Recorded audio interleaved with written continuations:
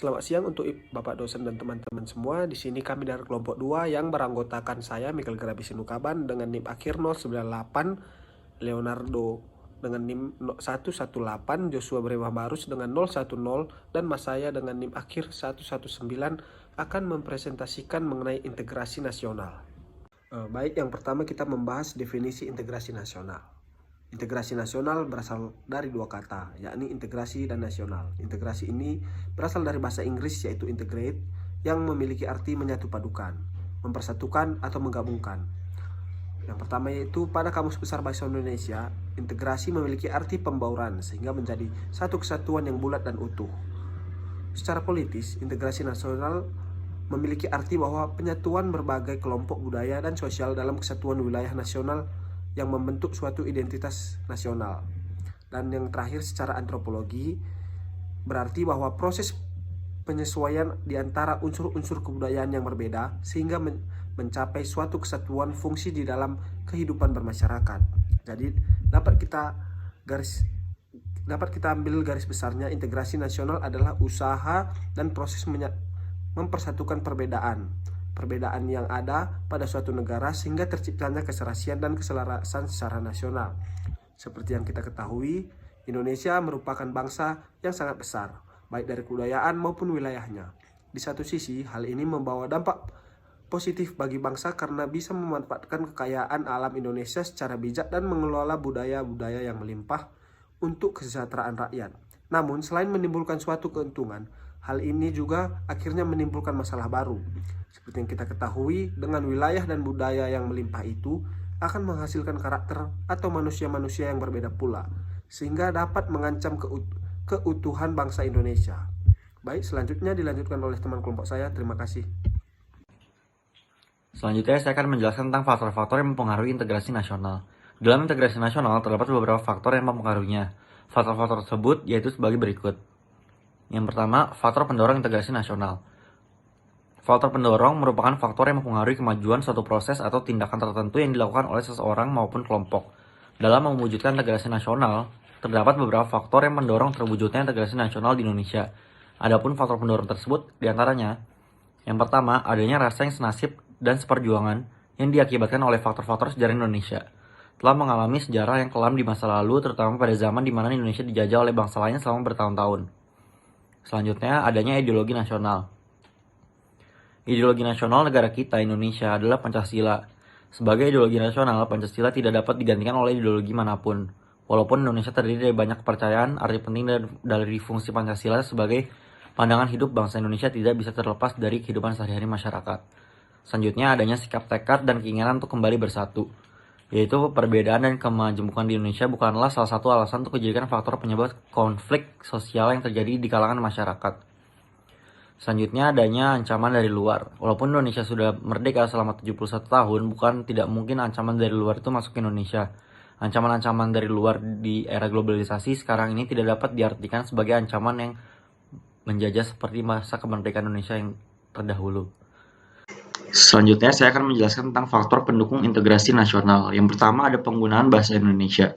Bahasa Indonesia adalah bahasa pemersatu bangsa. Jika melihat sejarah, hal ini telah dikumandangkan sejak digelorakannya Sumpah Pemuda pada 28 Oktober 1928 yang berbunyi, "Kami putra dan putri Indonesia menjunjung tinggi bahasa persatuan bahasa Indonesia."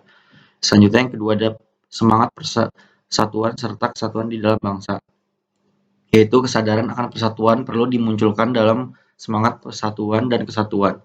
Hal ini diperlukan untuk menjalin rasa kekeluargaan, persahabatan, dan sikap saling tolong-menolong antar sesama dan bersikap nasionalisme, serta menjalin rasa kemanusiaan yang memiliki sikap dan toleransi serta keharmonisan untuk hidup secara berdampingan.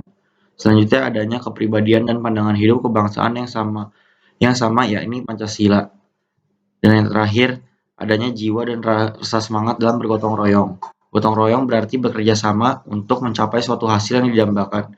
Sikap gotong royong adalah bekerja sama dalam menyelesaikan pekerjaan dan secara bersama-sama, menikmati hasil pekerjaan tersebut secara adil. Selanjutnya, ada dan yang poin terakhir yang ketiga, ada faktor penghambat integrasi nasional, yaitu faktor penghambat sendiri merupakan suatu penghalang untuk melakukan tindakan secara individu maupun kelompok. Beberapa faktor penghambat terwujudnya integrasi nasional diantaranya, yang pertama, kurangnya penghargaan terhadap kemajemukan Indonesia adalah negara yang memiliki jumlah suku dan kebudayaan terbanyak di dunia. Namun, sayangnya ada beberapa pandangan masyarakat terhadap pemerintah tentang keberagaman ini. Ada beberapa kemajemukan yang terdapat di dalam masyarakat yang kurang diperhatikan oleh pemerintah. Yang kedua, ada kurangnya toleransi antar sesama golongan, yaitu kurangnya toleransi terhadap keberagaman dan kemajemukan yang ada di masyarakat menjadi salah satu penyebab konflik sosial. Dampak akibat konflik sosial yang terjadi di dalam masyarakat, terutama dalam hal berkaitan dengan toleransi, akan mengurangi rasa persatuan dan kesatuan bangsa. Yang ketiga, ada kurangnya kesadaran di dalam diri masing-masing rakyat Indonesia. Kurangnya kesadaran diri dalam diri masyarakat untuk menjaga persatuan dan kesatuan juga menjadi salah satu faktor yang menghambat terwujudnya integrasi nasional. Yang terakhir, adanya sikap ketidakpuasan terhadap ketimpangan dan ketidakmerataan dalam pembangunan dengan diberlakukannya otonomi daerah. Maka sebagian wewenang dan tanggung jawab pemerintah pusat telah dilimpahkan kepada pemerintah daerah.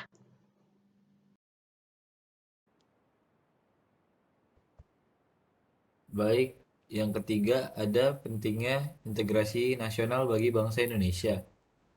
Integrasi nasional merupakan salah satu cara untuk menyatukan berbagai macam perbedaan yang ada di Indonesia. Integrasi itu sendiri dapat dikatakan sebagai suatu langkah yang baik untuk menyatukan sesuatu yang semula terpisah menjadi sesuatu keutuhan yang baik bagi bangsa Indonesia. Misalnya menyatukan berbagai macam suku dan budaya yang ada serta menyatukan berbagai macam agama yang ada di Indonesia. Integrasi nasional penting untuk diwujudkan dalam kehidupan masyarakat Indonesia dikarenakan Indonesia merupakan negara yang masih berkembang atau dapat dikatakan negara yang masih mencari jati diri. Selain itu, integrasi nasional sangat penting untuk diwujudkan karena integrasi nasional merupakan suatu cara yang dapat menyatukan berbagai macam perbedaan yang ada di Indonesia. Indonesia sangat dikenal dengan keanekaragaman suku, budaya, dan agama. Oleh sebab itu, adanya pengaruh globalisasi yang masuk ke Indonesia membuat masyarakat Indonesia lebih memilih untuk suatu tren walaupun hal tersebut membuat upaya integrasi tidak terwujud. Masyarakat Indonesia belum sadar akan pengaruh globalisasi yang ternyata tidak baik bagi masyarakat Indonesia. Selain pengaruh globalisasi, masyarakat Indonesia bertindak atas wewenang sendiri maupun kelompok sehingga konflik terjadi di mana-mana, seperti pertengkaran antar suku, pembakaran tempat-tempat ibadah, dan lain sebagainya. Konflik tersebutlah yang membuat integrasi nasional susah diwujudkan. Upaya integrasi terus dilakukan agar Indonesia menjadi satu kesatuan yang disebutkan dan dalam semboyan Bhinneka Tunggal Ika. Adanya upaya mengintegrasikan Indonesia, perbedaan-perbedaan yang ada tetap harus diakui dan dihargai, sehingga Indonesia menjadi negara yang dapat mencapai tujuannya. Selain menghargai dan mengakui berbagai macam perbedaan di Indonesia, masyarakat Indonesia harus memiliki rasa toleransi terhadap sesama, sehingga tidak terjadi konflik yang berkepanjangan yang dapat merugikan Indonesia. Sekian presentasi dari saya, selanjutnya akan dilanjutkan oleh teman saya. Terima kasih. Proses integrasi nasional di Indonesia. Untuk mencapai integrasi nasional, dibutuhkan suatu proses yang matang agar kelak keintegrasian tersebut tidak terpecah belah oleh berbagai ancaman, gangguan, dan hambatan yang datangnya berasal dari dalam ataupun luar negeri. Prosesnya antara lain, yang pertama, modal awal integrasi nasional. Maksudnya adalah rasa senasib dan sepenanggungan yang dimiliki oleh bangsa Indonesia sejak dahulu kala, meski perjuangan bangsa Indonesia dalam mengusir penjajah pada selang waktu sebelum abad 20 dengan ditandai adanya sifat kedaerahan. Akan tetapi, rasa senasib sepenanggungan yang ditunjukkan oleh para pejuang dan pendahulu kita telah mencerminkan adanya benih-benih yakni semangat kebangsaan yang pada gilirannya kelak akan membentuk keutuhan bangsa Indonesia. Yang kedua, pada saat memasuki abad ke-20, gejala semangat kebangsaan semakin membara dan terlihat dengan munculnya berbagai organisasi atau pergerakan yang menjadi salah satu titik awal kebangkitan nasional.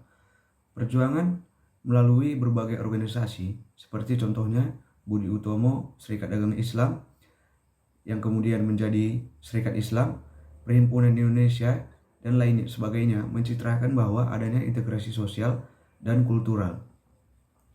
Dan yang ketiga, pada dekade 1920-an, para pemuda tampil di dalam panggung sejarah Indonesia dengan menyongsong tema persatuan dan kesatuan untuk Indonesia menuju merdeka. Melalui peristiwa Sumpah Pemuda pada 28 Oktober 1928, para pemuda menunjukkan segala peran serta dalam pembentukan integrasi nasional. Dan yang keempat, pasca proklamasi kemerdekaan. Perjalanan bangsa Indonesia di dalam bernegara harus ditempuh dengan berbagai peristiwa, berbagai cobaan yang mengguncang keutuhan bangsa yang juga dialami, ancaman dan bahaya terhadap suatu negara yang tengah mengganggu keutuhan bangsa juga harus bisa dihadapi. Sekian presentasi dari kelompok kami. Sekian dan terima kasih.